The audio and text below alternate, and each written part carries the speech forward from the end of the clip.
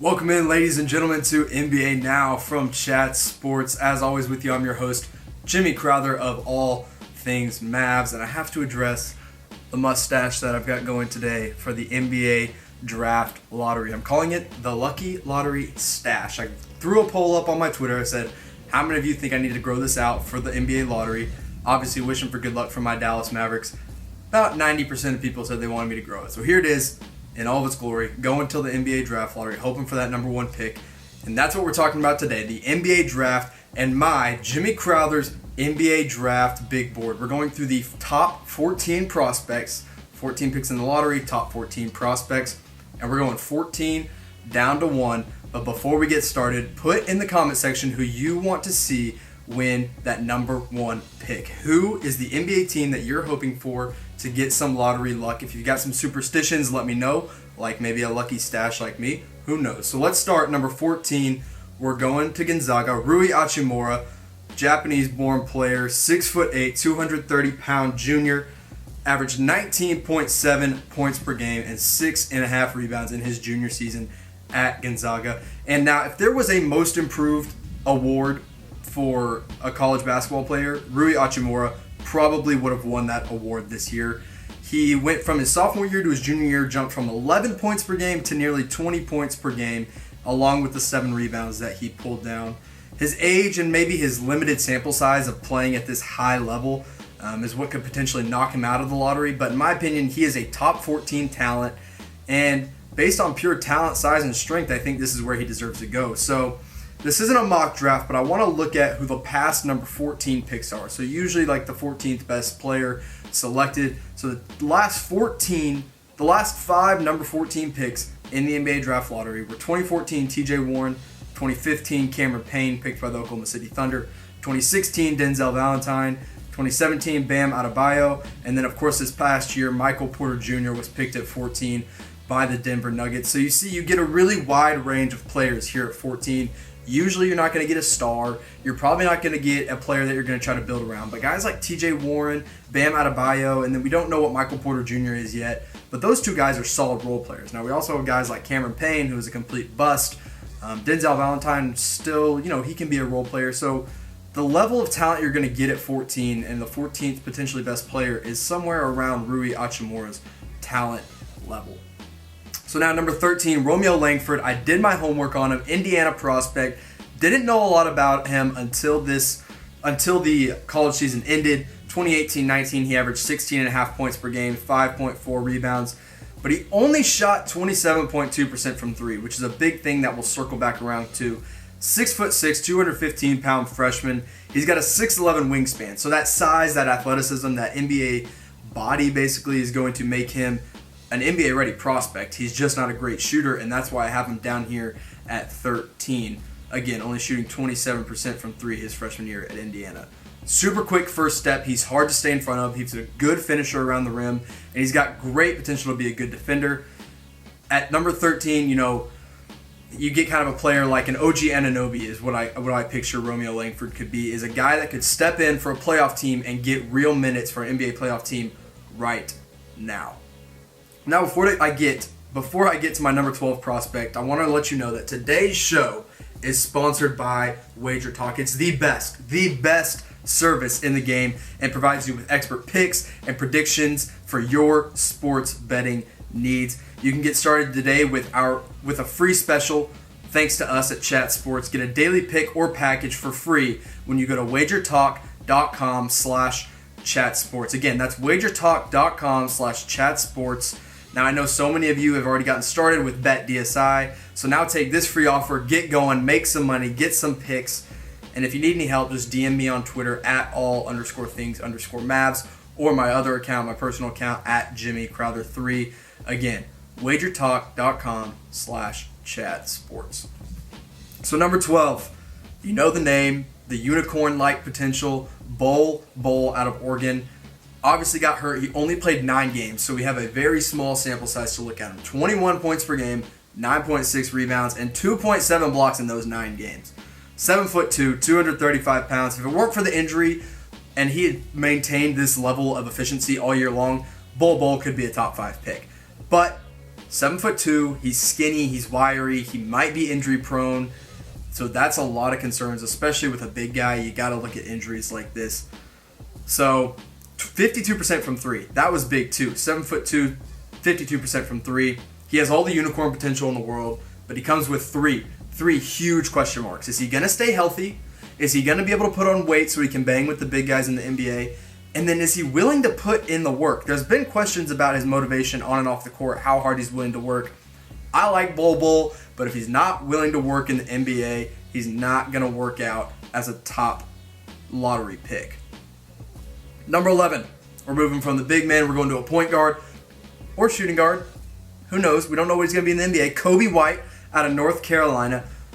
Freshman year, 16.1 points per game, 4.1 assists, 3.5 rebounds per game. He's 6'5", he's 185 pounds. He's a little wiry.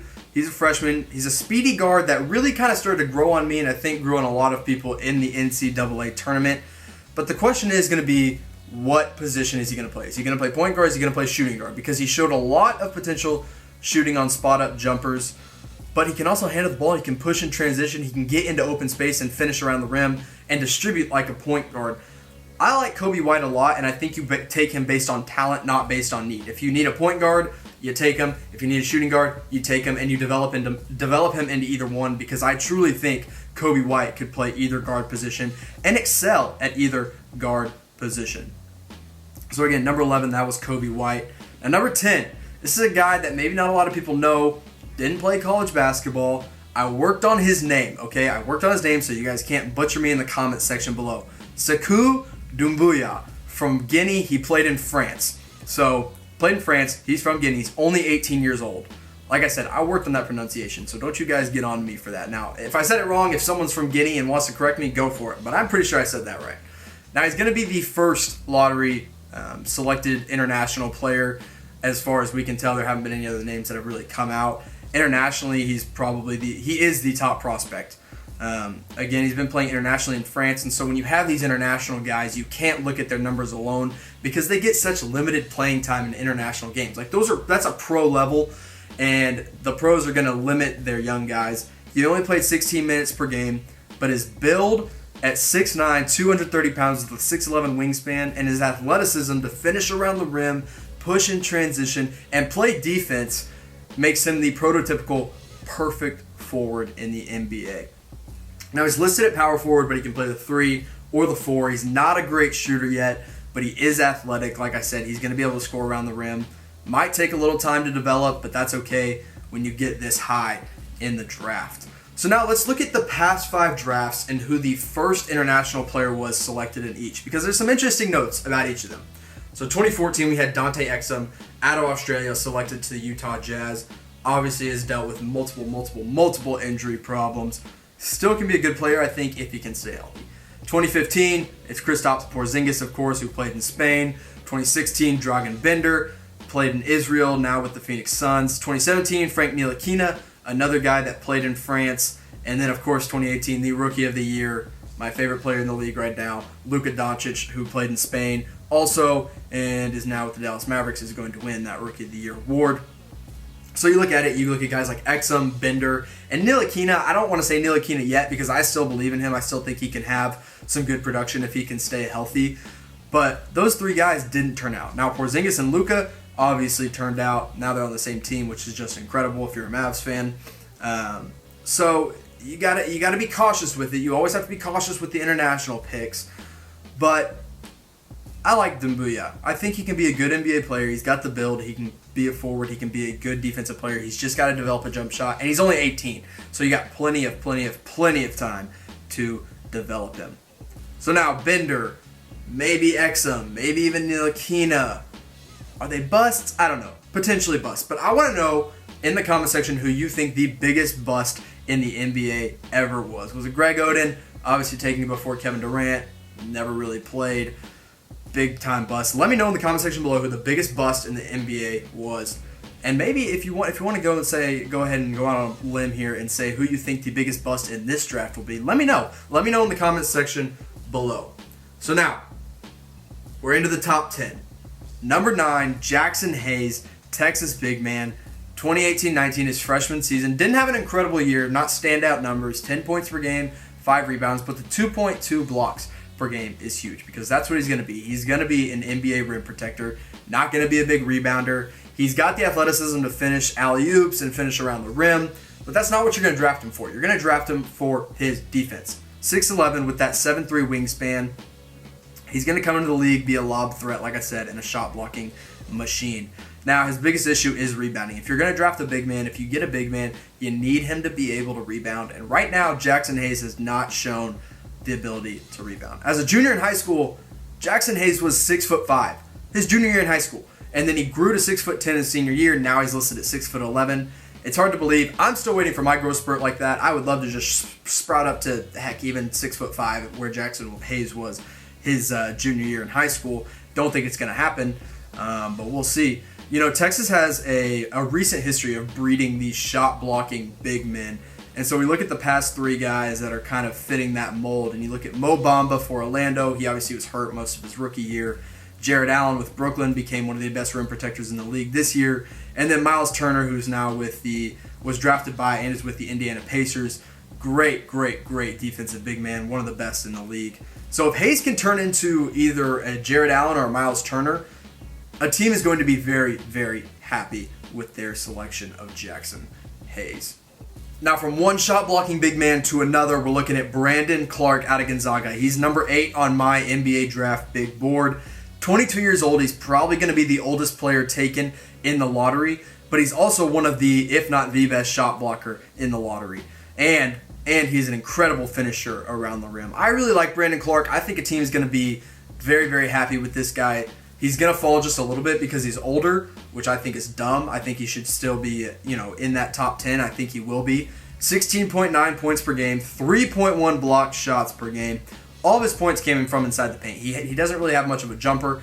He's trying to develop that mid-range game. If he's going to be a 4 in the league, obviously we're seeing all these power forwards being able to shoot the 3. Maybe he develops that at some point.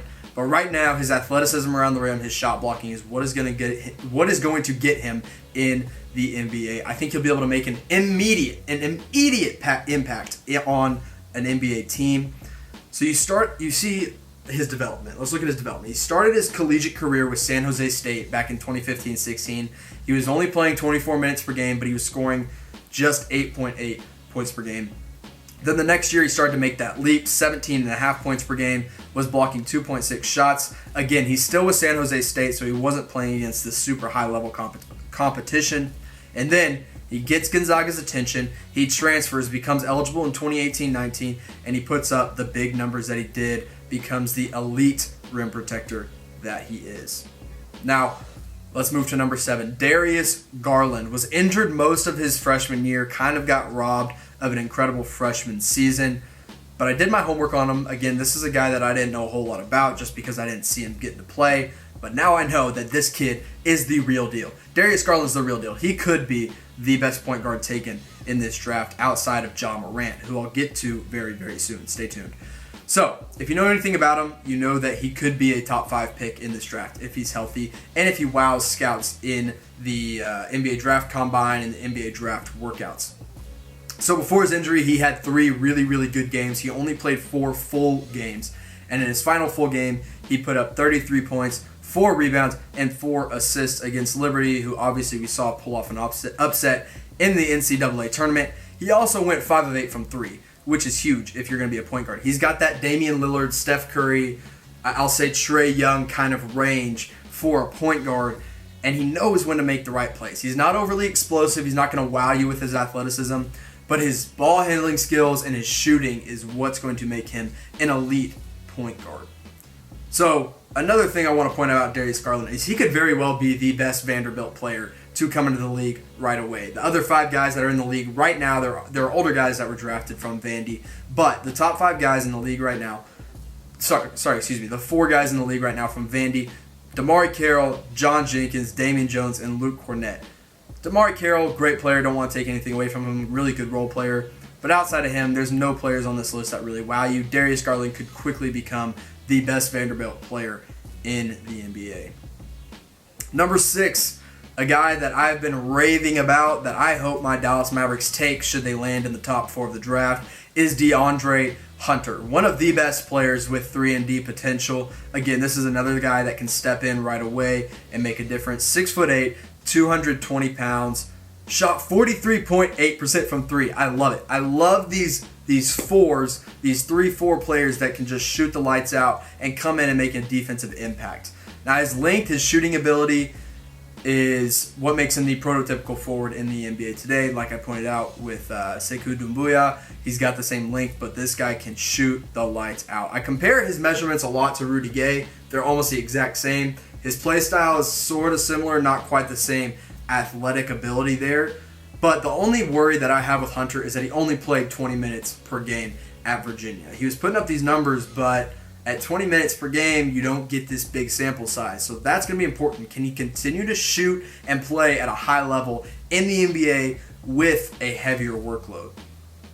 So now, we're into the top 5. My top 5 in the NBA draft, my big board. Cam Reddish at number 5 is who I have out of Duke. 13.5 points per game, 3.7 rebounds, 1.9 assists. Now, disappointing freshman season at Duke. He only shot, I believe it was 33.3% from three when he was supposed to be this knockdown, lights-out shooter. Now, that's not bad. He's not a bad shooter. He's just not as good as people expected him to be. Now, I think he can be a great 3-and-D player, and he has that 7'1" wingspan, which is going to make all the difference in the world. I think the NBA draft workouts are going to be his absolute best friend, where he can show off his wingspan, his build, and in an empty gym, he gets to shoot, and basically he'll knock down most of those empty, wide-open shots. I'm higher on him than I think most people are, but at number 5, I have him so high because of his NBA potential. He's got a lot of bust potential. We talked about NBA busts earlier. A lot of bust potential for Cam Reddish. Now, earlier we looked at the past number 14 overall picks. I want to look at the past number 5 overall picks. 2014, Dante Exum, who I also mentioned in that international pick. 2015, Mario Hezonja. 2016, Chris Dunn. I know that these are some scary names coming out of number 5. And then you get a little bit better, 2017, De'Aaron Fox, and then last year, Trae Young, who was obviously traded for Luka Doncic, and the number 3 pick. So that's three out of those 5 past picks have not become great players. Chris Dunn is getting better, but Chicago's already looking to replace him at the point guard position. De'Aaron Fox and Trae Young are the best, obviously, that have come out of the number 5 in the past 5 years. So kind of scary when you get in that range. Could be a lot of bust potential, like I said. So number 4, Jarrett Culver. I had him 5. I had him under Reddish for quite a while. But after that NCAA tournament, I'm completely convinced that this guy is going to come in and make an immediate impact for an NBA team, be a great slasher, be a great finisher around the rim. He's got to work on his jumper a lot. He shot up draft boards in the NCAA tournament, but he still didn't improve that jumper. His defensive ability and his scoring, making his own shot at the rim, and mid-range game too is what's really going to help him. He's got a similar build to Jimmy Butler. His defensive ability is probably similar to his as well. But he's not the shooter that Jimmy Butler is, so I'm not really going to make that NBA comparison yet. He averaged 18.5 points per game, 6.4 rebounds, and 3.7 assists per game. I'm really, really, really high on Jarrett Culver. After Zion Williamson, in my opinion, this is the guy who is most NBA ready in this draft, like I said. So before we get into my top 3, I just want to remind you guys to get started today with Wager Talk. Get our deal at wagertalk.com/chatsports. If you have any questions, ask me on my Twitter. My DMs are wide open for all of you guys to slide in and ask me any questions about wagertalk.com/chatsports. Free to get started right now. Start making your picks on the NBA playoffs. So now, number 3, the second best Duke player to enter this draft, which is crazy because he averaged nearly 23 points per game. It's RJ Barrett, also pulled down nearly 8 rebounds and 4 assists per game. He's a guy who has absolute star potential in the league. He shouldn't be anybody's number 1 option quite yet because he can't knock down a 3-point jumper reliably yet at only 30.8%. I think he'll be able to develop that, but right now he's not going to be the number 1 option on a team, or he shouldn't be, at least. Now Barrett, like I said, a lot of star potential, so let's look at 3 teams that I think should be interested in RJ Barrett. Look at Cleveland, Washington, and New York. All of these teams can jump into the top 3 of the NBA draft. Cleveland and New York, obviously, with the best odds, and then Washington as well. So for Cleveland, you get a wing that you can pair next to Colin Sexton, start building that young core. In Washington, you already have a good shooter in Bradley Beal, which I think Barrett is going to need good shooters around him. So Bradley Beal is that. You can let RJ Barrett handle the ball more, distribute if you want while John Wall is injured, or you can play a big three of John Wall, Beal, and RJ Barrett if you want to try to develop that there. He can become that wing alongside them that Otto Porter Jr. never did. And then in New York, now obviously New York, they probably want Zion Williamson. Not probably, everybody wants Zion Williamson. But if New York truly believes that Dennis Smith Jr. is their point guard of the future, or if they truly believe that they're going to get a guy like Kyrie Irving or Kemba Walker, you can still pair RJ Barrett here next to those guys as a wing position. You get two talented young wings in him and Kevin Knox. All right, we're in the final two, and the one name you haven't heard yet, one of the two names is Ja Morant, the best point guard in the draft out of Murray State. He's got the second highest star potential in this draft. He averaged 20 points and 10 assists, the first ever Division I player to do that since assists became an official stat back in the 80s.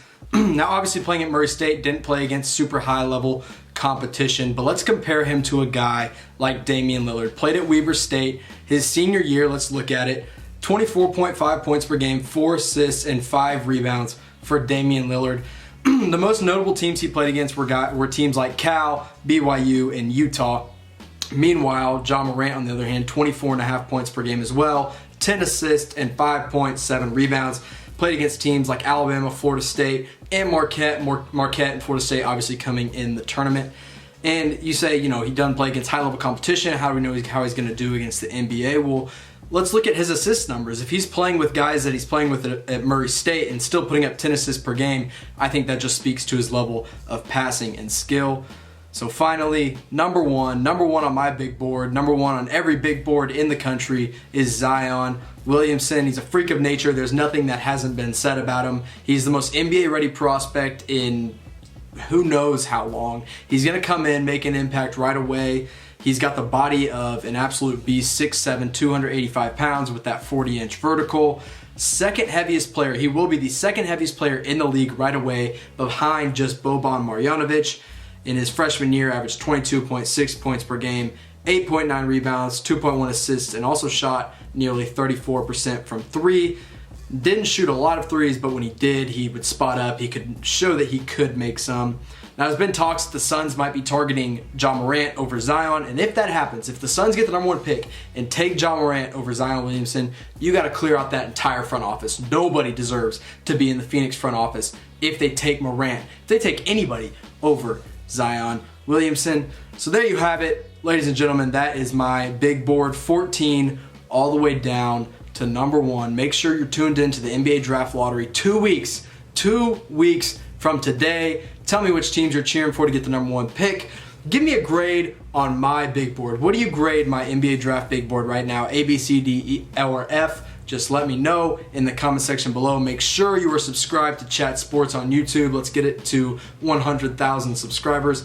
And make sure you're following me on Twitter at all_things_Mavs, or my personal account at Jimmy Crowther 3. Thank you very much, and I'll see you next time.